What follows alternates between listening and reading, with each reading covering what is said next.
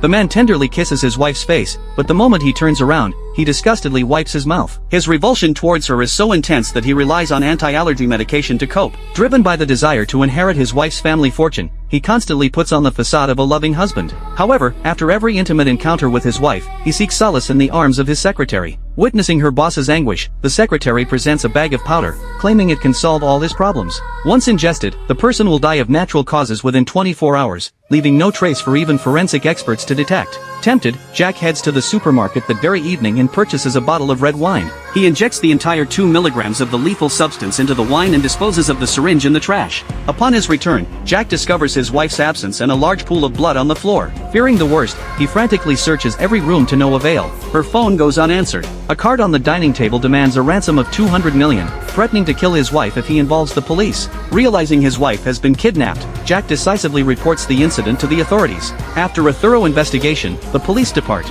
Once alone, Jack can barely contain his elation. He had initially planned to eliminate his wife that night, but now, he wouldn't have to lift a finger. He believes that by refusing to pay the ransom, his wife will be killed, and he'll undoubtedly inherit her wealth. However, the following morning, he receives an anonymous email. Simultaneously, the police officers arrive at his doorstep. To everyone's shock, the email contains a bloody fingernail, and Jack immediately recognizes it as his wife's, recalling her recent manicure. Internally, he's overjoyed, but to avoid suspicion, he puts on a convincing display of grief in front of the reporters, vowing to save his wife at any cost. Unexpectedly, a neighbor steps forward, exposing Jack's extramarital affair. In an instant, a routine kidnapping and ransom case transforms into a premeditated murder investigation. Caught off guard and panicking, Jack's attention is drawn to the poisoned wine bottle from the previous night. Without hesitation, he rushes to the bathroom and pours it down the drain before swiftly escaping through the back door. Little does he know, a trace amount of residue remains in the wine bottle.